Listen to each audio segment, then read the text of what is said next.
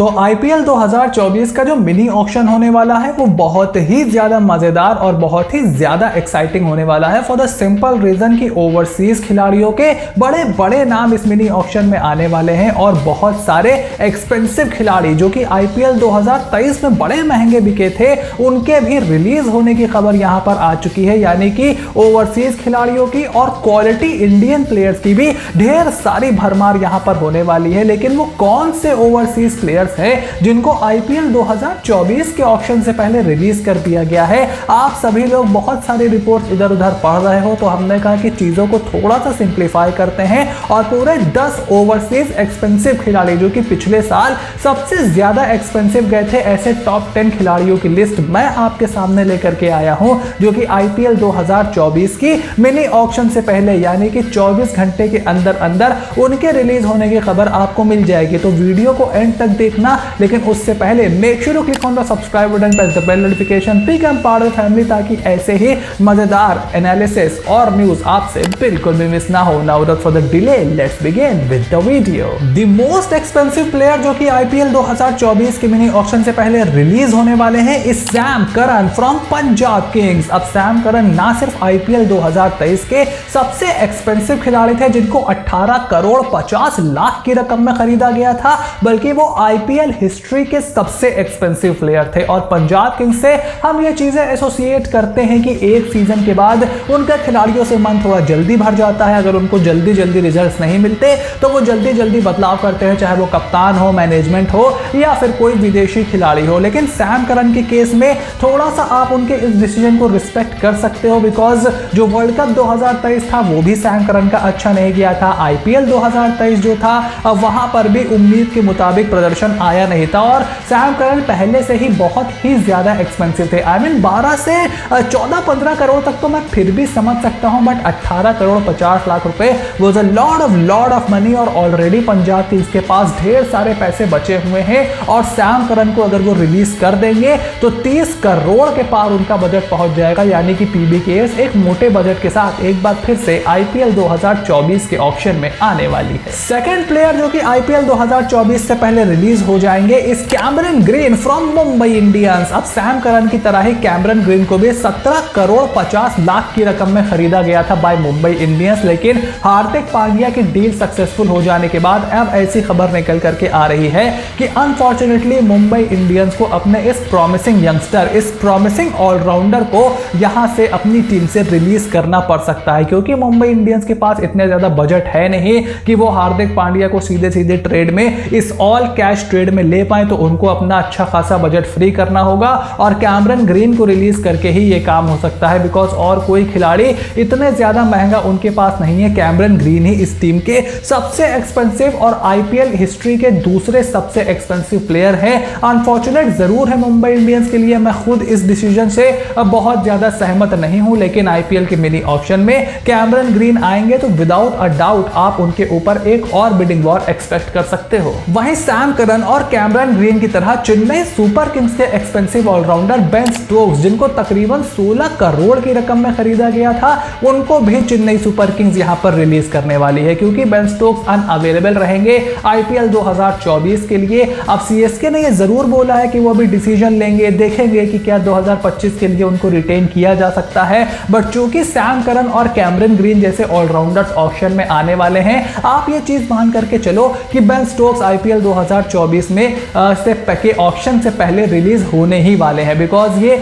Archer वाला काम उनके साथ करने की जरूरत नहीं है, काफी इंजरी प्रोन भी रहते हैं। और 2025 में अगर वो आते हैं तो आप उनकी फिटनेस असेस करके और अपना बजट असेस करके, क्योंकि मेगा ऑक्शन होगा, आपको ढेर सारे खिलाड़ियों को वैसे भी रिलीज करना पड़ेगा, तो बजट आपके पास होना ही होना है, उसको असेस करके आप उनको दोबारा खरीद सकते हो। लेकिन बेन स्टोक्स का यहां पर रिलीज हो जाना पूरी तरह कंफर्म है। वहीं सैम करन और बेन स्टोक्स की तरह इंग्लैंड के हैरी ब्रूक भी पिछले साल बहुत ही ज्यादा एक्सपेंसिव रहे थे और 13 करोड़ 25 लाख की रकम में सनराइजर्स हैदराबाद ने उनको अपनी टीम में शामिल किया था and they were involve in a bidding war with Rajasthan Royals. लेकिन अब यह खबर निकल करके आ रही है कि सनराइजर्स हैदराबाद को थोड़ा सा अपनी गलती का एहसास हो गया है, उनको ये चीज समझ में आ गई है कि यार एक ओवरसीज बल्लेबाज जिसको भारत में खेलने का बिल्कुल भी एक्सपीरियंस नहीं है, 13 करोड़ 25 लाख रुपए was a lot of money for Harry Brook और उनका प्रदर्शन भी उस स्तर पर निकल करके नहीं आया। हालांकि मेरा यह मानना है कि आने वाले समय में हैरी ब्रूक एक बहुत ही बड़े खिलाड़ी बनने की काबिलियत रखते हैं और वो बनेंगे भी, चाहे आईपीएल क्रिकेट हो या फिर इंटरनेशनल क्रिकेट हो, टेस्ट क्रिकेट हो, T20 हो,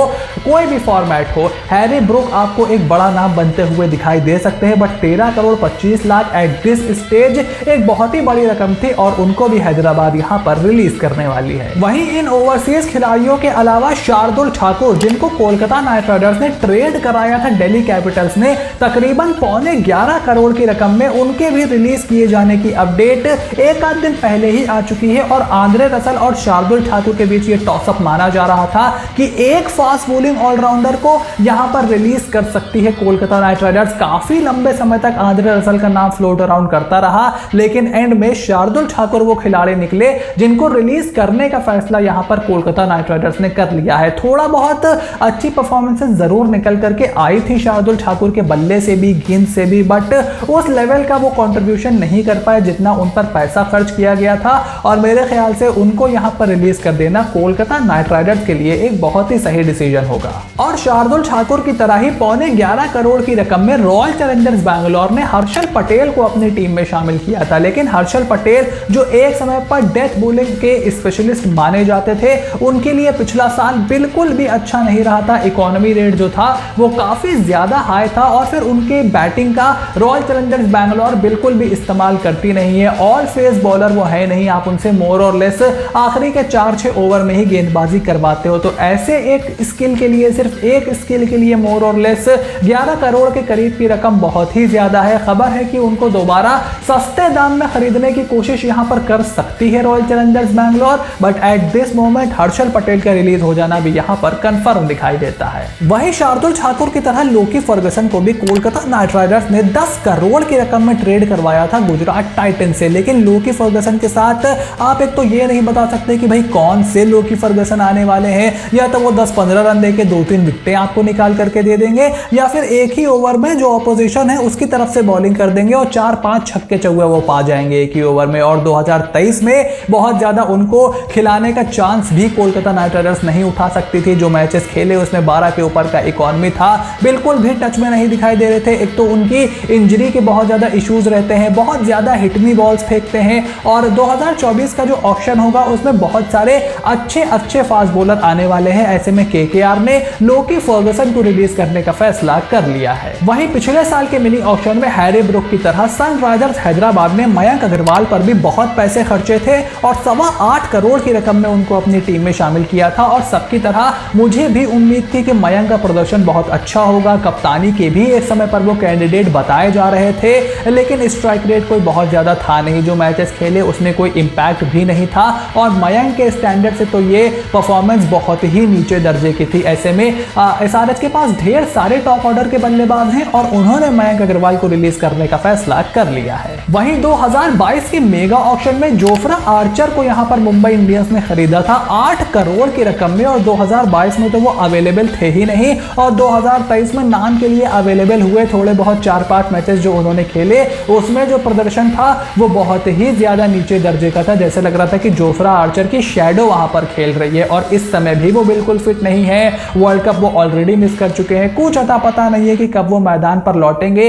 ऐसे में जो सपना दर्शकों को दिखाया गया था, फैंस को दिखाया गया था, बुमराह आर्चर की जोड़ी, एक तरफ से आर्चर एक तरफ से Bumrah, I am afraid to say कि ये अब होने नहीं वाला है। हार्दिक पांड्या को अपनी टीम में ट्रेड कराने के बाद जोफ्रा आर्चर को रिलीज करने का फैसला एमआई ने कर लिया है। और 2022 के ही मेगा ऑक्शन से पहले पृथ्वी शॉ को रिटेन किया था दिल्ली कैपिटल्स ने, लेकिन 2022 में भी उनके फिटनेस के काफी ज्यादा इश्यूज रहे और 2023 में तो वो बहुत ही कम मैचेस खेले। एज एन इंपैक्ट प्लेयर उनको खिलाती है दिल्ली कैपिटल्स, खिला रही थी। 2023 में जो मैचेस खेले उसमें भी कोई परफॉर्मेंस निकल करके नहीं आया। फिटनेस इश्यूज बहुत ज्यादा हैं और उसके अलावा ऑफ फील्ड कंट्रोवर्सीज भी हैं, काफी ज्यादा मैचेस वो खेलते नहीं हैं। और डीसी जो है एक बड़ा ओवरहॉल करने को देख रही है, ऐसी अपडेट्स भी निकल करके आ रही हैं। तो पृथ्वी शॉ को रिलीज करके वो अपना बजट भी बढ़ाएंगे और हो सकता है कि मिनी ऑक्शन में कई बड़े खिलाड़ियों के पीछे भी वो जाएं। तो आईपीएल 2024 के मिनी ऑक्शन से रिलेटेड जितनी भी अपडेट्स थी आपको इसी चैनल पर यहां पर देखने को मिलेगी। और ट्रेड विंडो तो अपने खात्मे की तरफ है। कल तकरीबन इसी वक्त आपके सामने हम